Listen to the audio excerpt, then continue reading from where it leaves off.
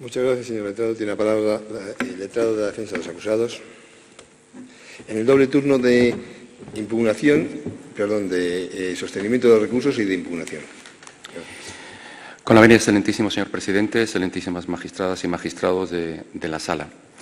Ardua y dura la labor del juez penal porque en su conciencia reside no dejar sin condena un delito y librar del injusto castigo a un inocente. Somos conscientes de la brevedad del acto y, en aras a circunscribirnos a los plazos establecidos por la Sala, nos ratificamos íntegramente en todos los argumentos expuestos en nuestro escrito de recurso de casación e igualmente en la impugnación al escrito formulado por el Ministerio Fiscal, así como a las acusaciones particulares y populares. Dentro de la concisión que nos permite este acto, entendemos que dentro del ejercicio de legítima defensa que nos corresponde, debemos manifestar en primer lugar que durante este procedimiento entendemos que no hemos tenido un juicio justo, no hemos tenido un juicio con todas las garantías. Y no lo hemos tenido, entre otras cosas de menor importancia, porque la sociedad que formamos todos dictó sentencia el día 8 de julio del 2016 y dictó una sentencia indiscutiblemente condenatoria.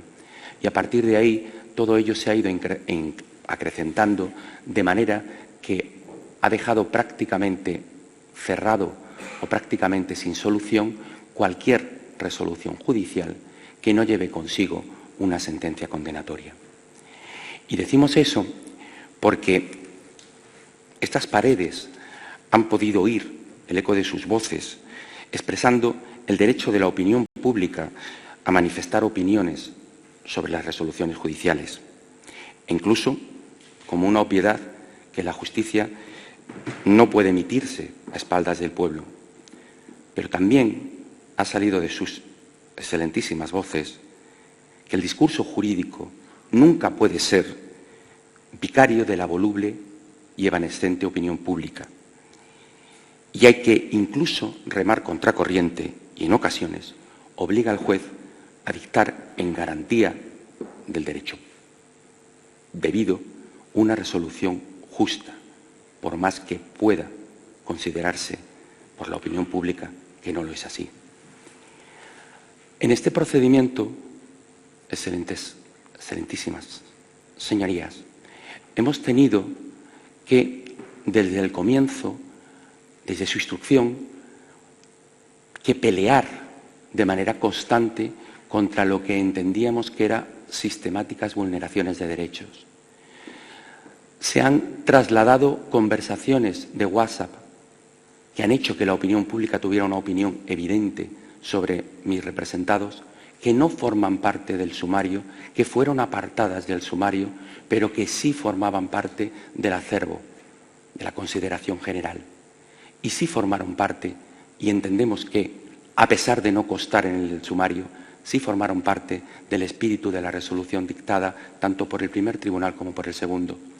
Y lo decimos porque, fíjense qué detalle más absurdo, la admisión de una prueba de detective propuesta por esta parte, que en un momento determinado simplemente se limitó a aportar una documentación que la denunciante había puesto de relieve en su Instagram un mes antes del juicio, colocando una camiseta que venía a poner un lema: hagas lo que hagas, quítate las bragas. Entendíamos que podía tener trascendencia a la hora de valorar ese shock postraumático y a la hora de valorar el comportamiento previo y posterior, más allá de la libertad que podía tener en todo momento. Esa aportación de esa prueba hizo que el presidente de la Sala se viese en la obligación de hacer una nota de prensa justificando la admisión de la prueba. Hasta ahí se pudo llegar. Pero es más, el juicio tuvo que ser interrumpido porque uno de los días hubo una manifestación convocada en la puerta de la propia Sala y que sus gritos impedían celebrar el juicio. ¿Se puede dictar una sentencia sin esa presión? Se dictó. Y el magistrado que dictó una sentencia absolutoria, el magistrado que hizo un voto particular, tuvo que cambiar su imagen pública porque se le insultó públicamente. Y es más, y lo más grave, se le insultó desde los poderes políticos. El ministro de Justicia de este país dijo que ese señor tenía un problema particular, con lo cual, sin duda alguna, afectaba la integridad no solamente de él, sino de todo el Poder Judicial de este país. Uno lleva a preguntarse, la sentencia que nosotros venimos a casar es la dictada por el Tribunal Superior de Justicia, que prácticamente repitió de manera automática y sin ningún tipo de análisis específico sobre los motivos del recurso de apelación. Así fue y así consta. No se entró a analizar, simplemente se ratificó, insisto, prácticamente con expresiones estereotipadas y sin ningún tipo de entrar dentro del análisis de los hechos probados. Ciertamente, eso nos lleva incluso a pensar, sabemos de la independencia como no puede ser de otra manera de esta sala, pero ¿alguien se ha preguntado qué ocurriría si esta sala dictase una sentencia absolutoria? ¿Cabe eso dentro de la posibilidad? Nosotros entendemos que sí. Nosotros entendemos que del análisis de los recursos de casación, del análisis del propio procedimiento, solo cabe dictar una sentencia absolutoria. Y ahora intentaremos exponer exactamente cuáles son esos motivos. Somos también conscientes de que el recurso de casación no es un nuevo juicio, no se trata de analizar de nuevo las pruebas, pero sí es cierto que este recurso de casación tiene que tener, al menos en algún momento, la consideración de valorar si el razonamiento lógico al que llegó el tribunal para recoger estos hechos probados tiene acogida dentro de lo que ocurrió en la sala de la audiencia de la sección segunda de Navarra. Si las declaraciones testificales que allí se prestaron, si las periciales que allí se prestaron corresponden y tienen un razonamiento lógico, tal y como queda perfectamente recogido, que es el criterio que debe seguir los hechos probados en relación con la sentencia. Entendemos que se ha vulnerado de manera clara y concisa la presunción de inocencia, entendiendo que se supone que se ha desarrollado actividad probatoria con cargo con arreglo a las previsiones constitucionales y legales y que, por lo tanto, el contenido incriminatorio se ha obtenido de una forma racional. Igualmente entendemos que la tutela judicial efectiva también se ha visto vulnerada porque impone al tribunal una valoración expresa y razonada de las pruebas de cargo y de descargo que tengan como contenido los hechos por los que se condenan. La versión de cualquier delito contra la indemnidad sexual o la mayoría de los delitos contra la indemnidad sexual se producen dentro de un ámbito de clandestinidad y somos perfectamente conscientes de que la declaración de la denunciante, la declaración de la víctima debe ser suficiente y puede ser suficiente para enervar la presunción de inocencia.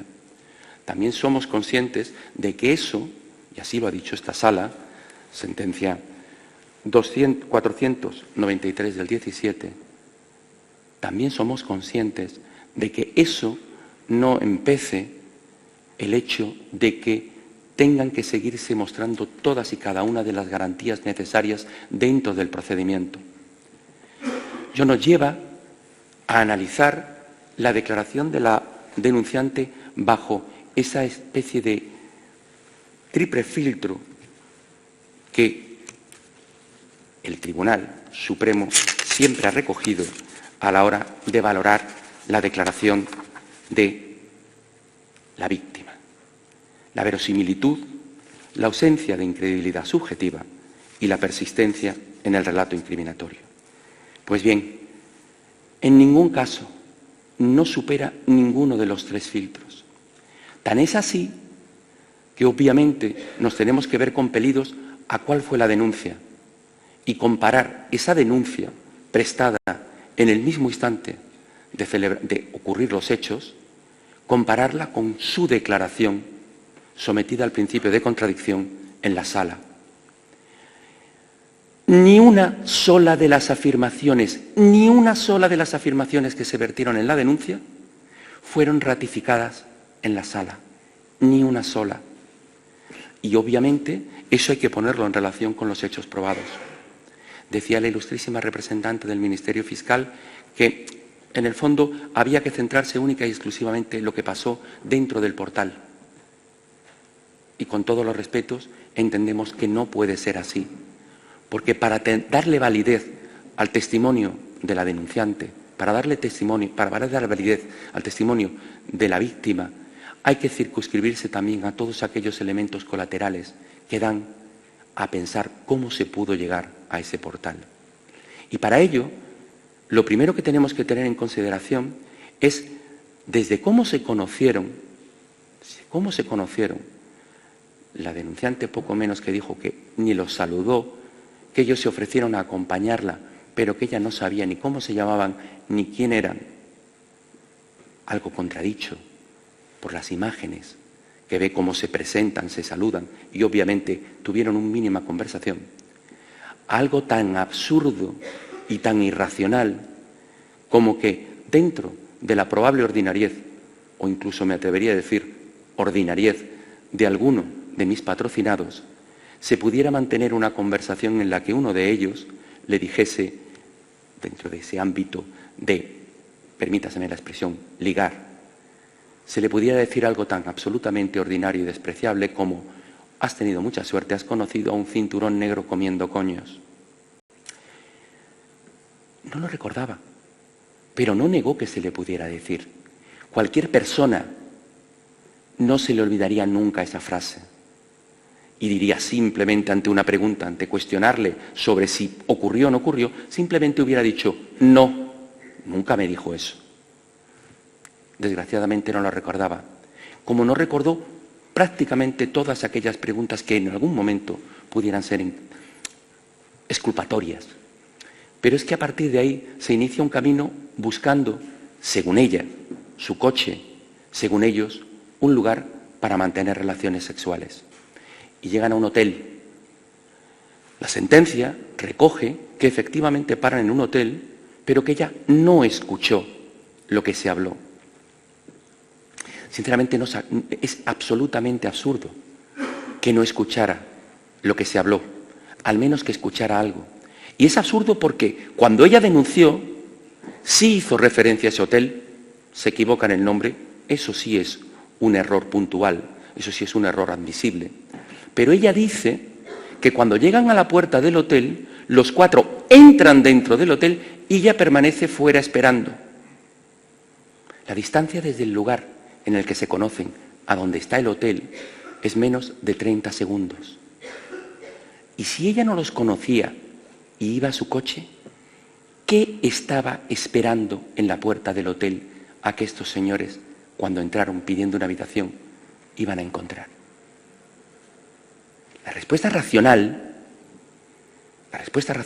es que lo que estaba esperando es saber si había una habitación en el hotel y ella podía acceder, porque no tiene ningún sentido que alguien que no conoce, que ha conocido hace 5 minutos y que se ofrecen sin conocerlos a acompañarlas al coche y que entran en un hotel a buscar habitación, se quede esperando a ver qué ocurre. Realmente ni tan siquiera ocurrió eso que contó. Lo que ocurrió es que estos chicos fueron a la puerta de un hotel y en la misma puerta empezaron a voz en grito de una manera ordinaria a decir: estamos buscando una habitación por horas porque vamos a follar. Y yo no sé si lo escuchó o no. Yo no puedo ser tan categórico como la sentencia lo indica. Lo que sí sé es que el portero dijo que indiscutiblemente ella venía con ellos y que estaba a una distancia relativamente corta. Con lo cual aquí se vuelve a sacar una nueva presunción absolutamente absurda e injustificada y un hecho probado que no puede ser considerado así y tomado así de manera racional, porque es una valoración absolutamente subjetiva, sin ningún tipo de soporte o prueba que lo justifique. A partir de ahí inician un camino. La chica había explicado que había llegado a Pamplona, solo conocía una calle, la calle Carlos III, una calle iluminada y perfectamente transitada. Cuando llegan a una esquina, a la esquina de esa misma calle, ella solo conoce un camino para ir a su coche, dice y así lo manifiestan los hechos probados, que un chico le empieza a echar el brazo y le molesta. ¿Y cómo le molesta? Decide cambiar de camino. Absolutamente irracional. Porque además toma un camino que es una calle oscura, sin luz y sin tránsito. Y además lo toma ella, porque ella es la que va primero. ¿Qué sentido tiene, atendiendo a las reglas de la lógica, que alguien que se siente acosado, molesto, incómodo, en lugar de tirar por la calle donde hay más gente, donde hay más luz y además incluso la que ya conoce, tome la calle más oscura, la que menos luz hay y la más inhóspita? Ninguno. El único sentido racional es que iban buscando un lugar oscuro y oculto. Y ella encabezaba el grupo. Pero es más, en las imágenes, porque todo está grabado, o buena parte de los hechos están grabados, en las imágenes se puede observar cómo el grupo no iba compacto. Esto no era, aprovechando la denominación del grupo, manada, esto no eran 5 lobos que iban rodeando a una chica. No, iban a una distancia de más de 15 segundos.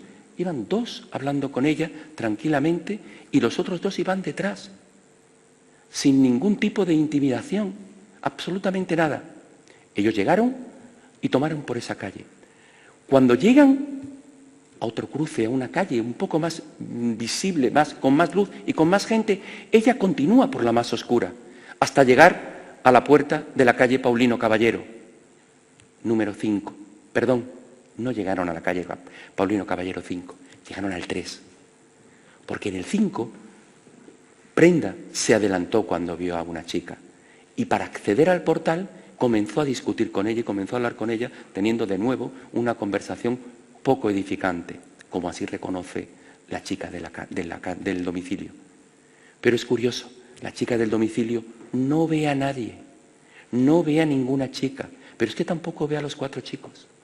Y no los ve porque, como ella reconoció, estaban tras una pared que separaba un edificio de otro y que evidentemente impedía ver lo que estaban haciendo allí. ¿Por qué estaba allí? ¿Qué esperaba? ¿No le sorprendió que un chico entrara dentro de un portal? ¿No le preguntó qué estáis haciendo? ¿Qué hacemos aquí?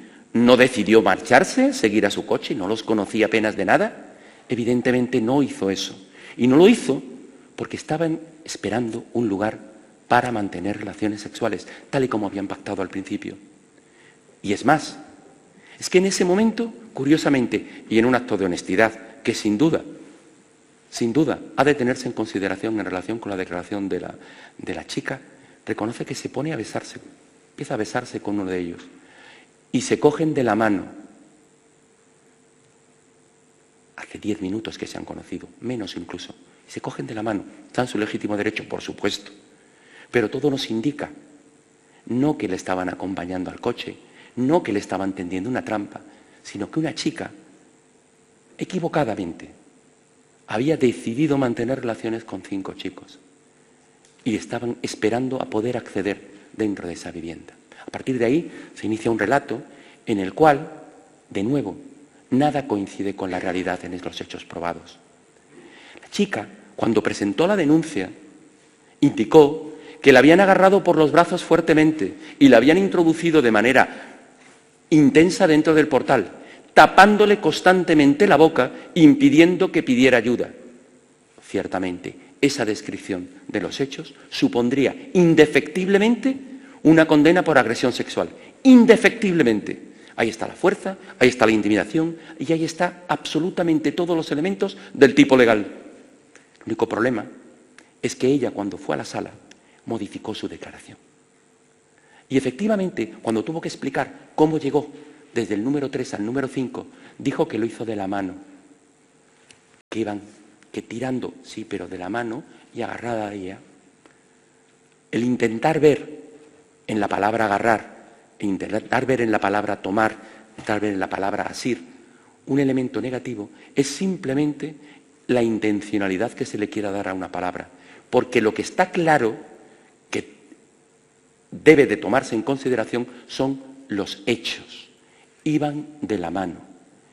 Y para explicar lo del silencio, simplemente dicen que le indicaron con un dedo.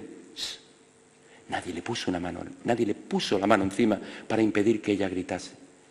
Pero es más, sorprendentemente, cuando se le preguntó, y bueno, ¿qué hacías aquí? ¿Qué hiciste? ¿Cómo reaccionaste? Ella contestó y aportó una nueva teoría de por qué no se asustó y por qué no le sorprendió. Porque simplemente pensó que iban a fumarse un porro. La primera vez que sale la palabra porro, la primera vez que sale esa explicación, porque como bien ha dicho el ilustre representante, la ilustrísima representante del Ministerio Fiscal, es verdad, hay un portal grande, un portal luminoso, hay un cristal, una puerta, hay que acceder por la puerta y hay que entrar en el cubículo. Claro, pero es que cuando ella está dentro del portal, podía haber dicho, pero bueno, ¿qué hacemos aquí? ¿Qué es lo más normal? Es la reacción lógica. No, mantuvo el silencio. Pero no mantuvo el silencio por una orden, no mantuvo el silencio porque tenía ningún tipo de miedo, porque tuviera ningún tipo de coacción, porque como ella misma dijo, entró para fumarse un porro. Porque cuando estaba dentro del portal, del acceso, no del cubículo, del acceso, ella no tenía ningún miedo, no debía tener ningún miedo, no debía tener ningún tipo de intimidación a esa relación sexual que supuestamente ella nunca pensó que iba a ocurrir. Ella accede dentro del portal en orden. Pretender decir que porque uno accede el primero y 4 acceden detrás, ella entra de manera intimidada, es una conjetura de nuevo ilógica. Porque de nuevo cuando llegan a la esquina, a ese cubículo, había otra escalera que le permitía salir corriendo por ahí si tenía el menor miedo. Este no es un lugar oscuro, este no es un campo, este no es un sitio en el que no se hubiera podido pedir ayuda. Era un portal en el que acababa de entrar una chica y que un grito desgarrador a las 3 de la mañana hubiese hecho inmediatamente que sin el menor género de duda alguien hubiera reaccionado. No pasó, no ocurrió nada de eso. Simplemente volvió a acceder al portal, volvió a acceder al cubículo. Es ahí donde, en los hechos probados, se nos habla de una situación de agobio y de desasosiego. No podemos, por menos, en este caso, que leer literalmente, porque creemos que es suficientemente esclarecedor y que sirve para acreditar de manera indubitada no solo que no hubo intimidación, no solo que no hubo violencia, no solo que no hubo absolutamente ninguno de los elementos del tipo de la agresión sexual, sino que tampoco hubo ninguno de los elementos que determinan el abuso sexual. A preguntas del ilustrísimo magistrado de la sala, el que le indica literalmente, y permítanme la expresión de la literalidad, porque es absolutamente fundamental en este caso, el magistrado introduce la pregunta diciéndole solamente 3 o 4 precisiones, nada más. Reiteradamente, el comentario a las contestaciones que ha ido dando se refiere a la chica en que la situación le puso en shock, se quedó bloqueada y se sometió. Que no sintió daño, que no hubo fuerza física y que tampoco hubo amenazas, sino que la situación fue de shock, y la que usted tenía, y sucedió lo que sucedió. Bien, esa es su percepción. La pregunta que le hago es, ante esa situación y desde el punto de vista de los acusados, ¿qué manifestación hizo usted de cara a ellos para que supieran que usted estaba en situación de shock y que estaba teniendo relaciones sexuales sin consentimiento por su parte? ¿Cómo ellos pudieron saber? ¿Manifestó algo?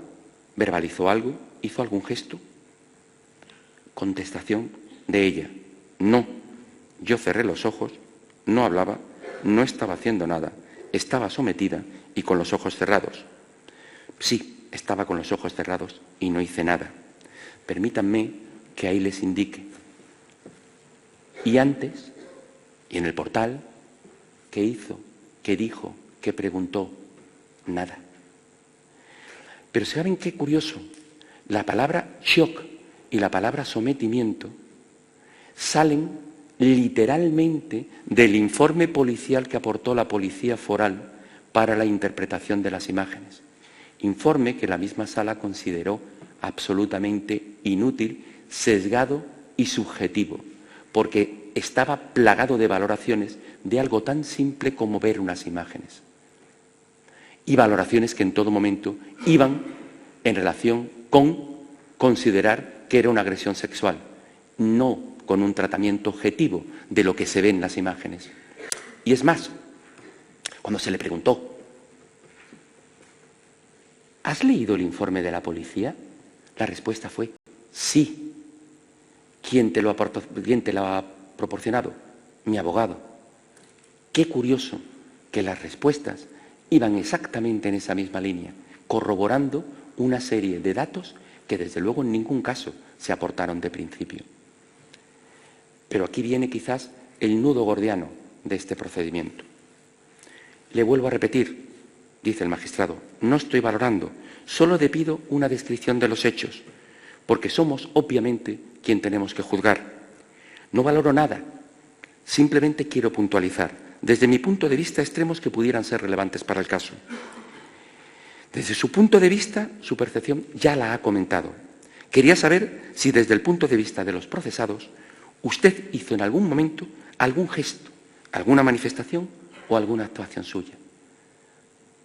La chica contestó, no hablé, no grité, no hice nada. Entonces, que yo cerrara los ojos y no hiciera nada. Ellos lo pudieron interpretar como que quería, como que no quería. Según su propia declaración, ella entendió que ellos pudieron entender ese silencio, pudieron entender ese no hacer nada, ese hacer el más mínimo gesto de oposición.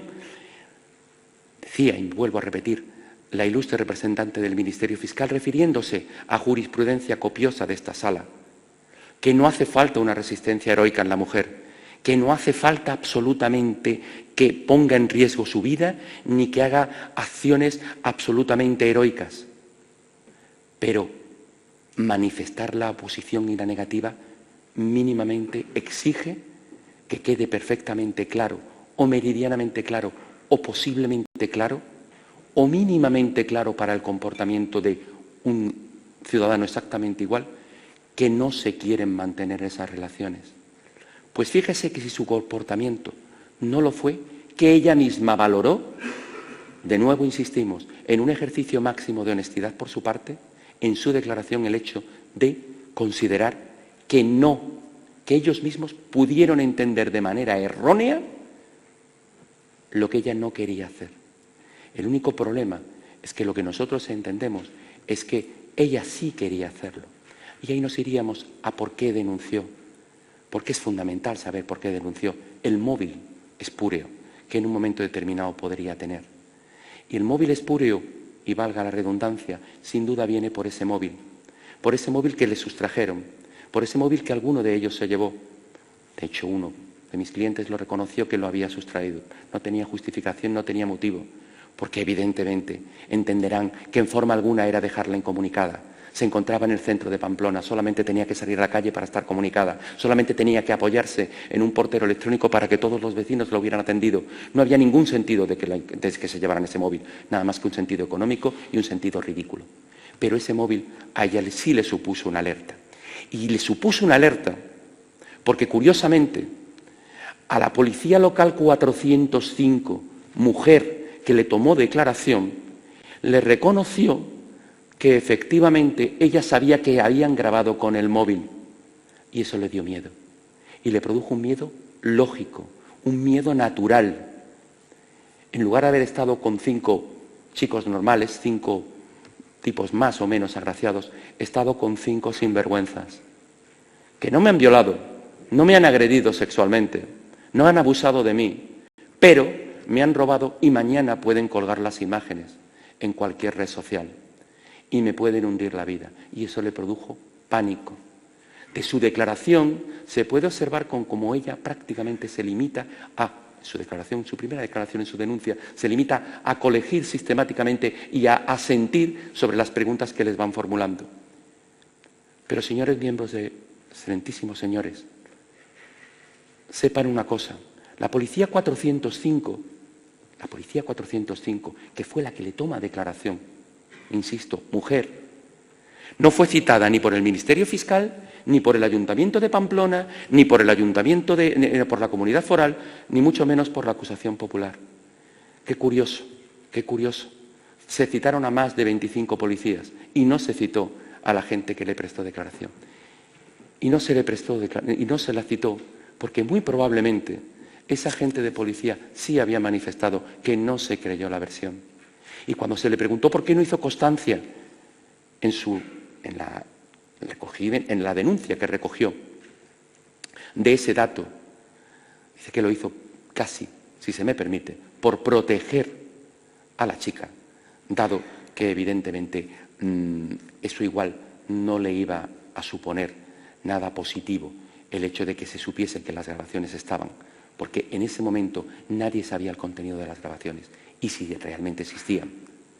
Y es muy curioso, y al hilo de las grabaciones, el hecho de que en los hechos probados no se haga referencia alguna a algo que sí que objetivamente es indubitado, las imágenes, el contenido de las imágenes.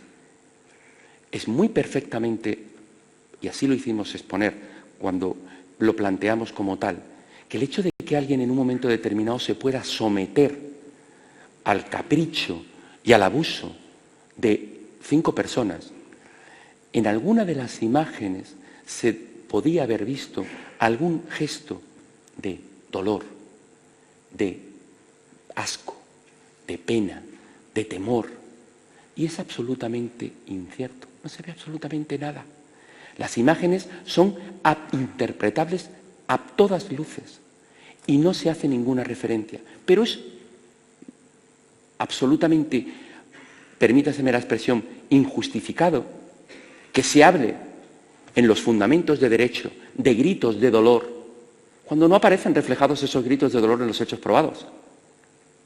Y es algo que forma parte de una imagen. Que se hable de un acorralamiento cuando no se hace referencia en los hechos probados de ese acorralamiento. Para nada.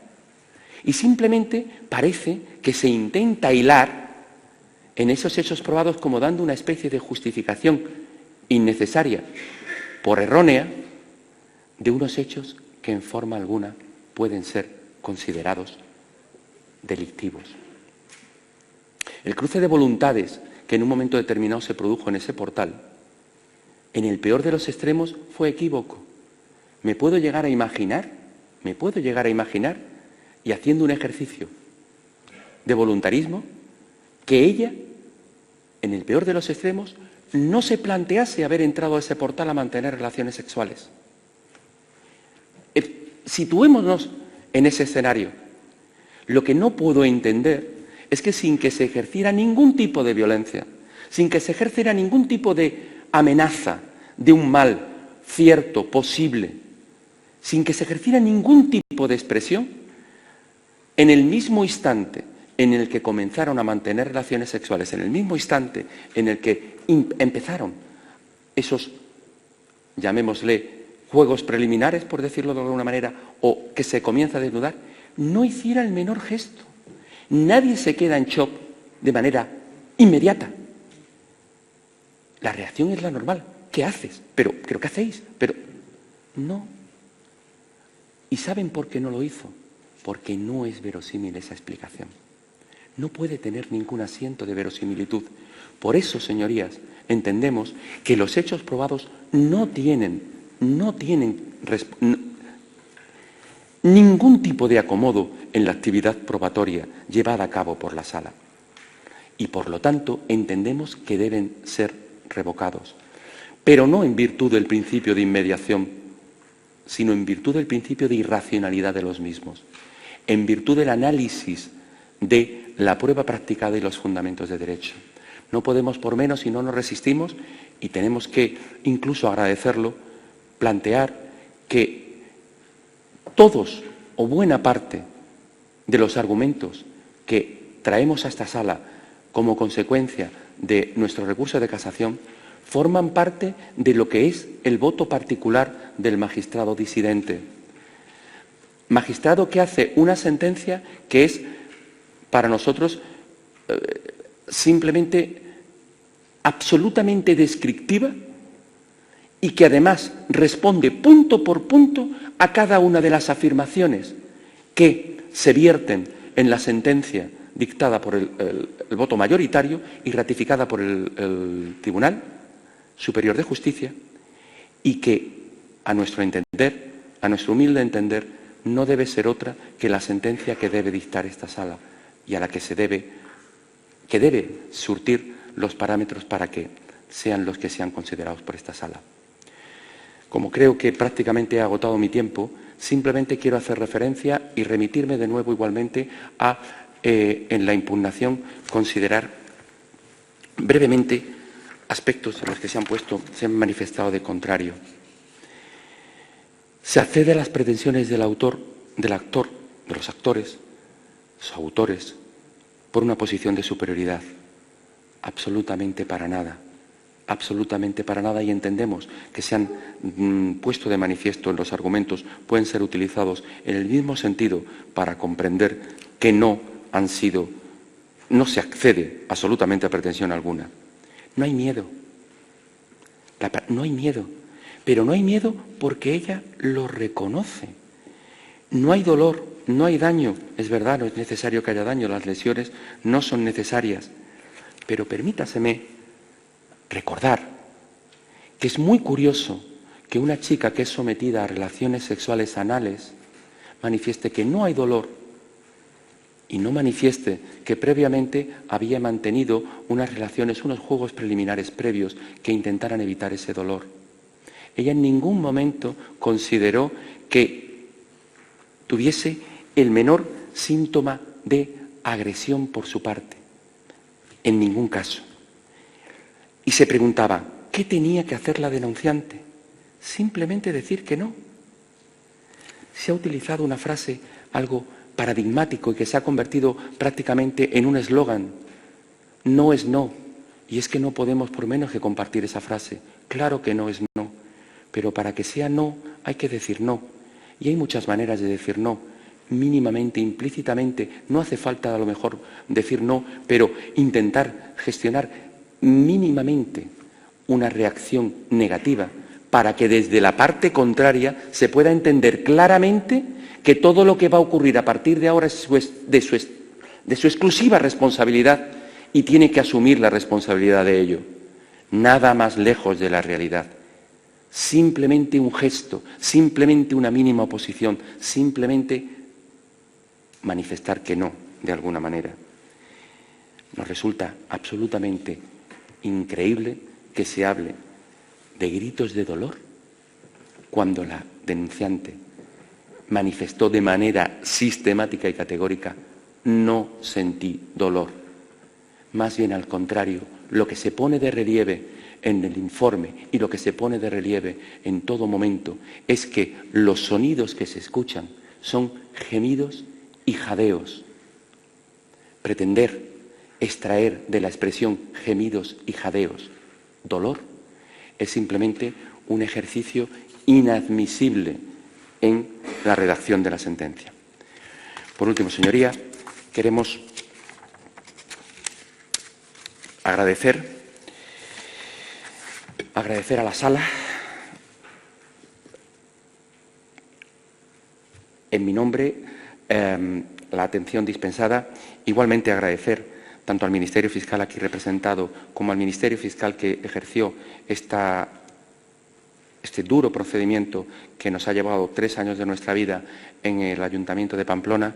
Igualmente, sinceramente, agradecer el muy noble y leal trabajo que han realizado las acusaciones, porque ha sido en buena fe, en buena lid, y hemos mantenido siempre y en todo momento los mínimos, yo diría que incluso los máximos, respetos a la hora de ejercer nuestro trabajo. Y simplemente terminar diciendo que la condena de un inocente representa una quiebra absoluta de los principios básicos de libertad, seguridad y justicia que fundamentan el contrato social. Siendo así que el derecho constitucional a la presunción de inocencia constituye el presupuesto nuclear de todas las garantías del proceso y, por ende, del Estado de Derecho. Pocas veces he tenido la consideración de defender a 5 personas que son absolutamente inocentes. Ahora solamente le queda a esta ilustrísima sala, a sus excelencias, reconocer esa situación de inocencia. Muchas gracias, señor letrado. Las acusaciones recurrentes ya impugnaron por escrito la impugnación que ha realizado la defensa.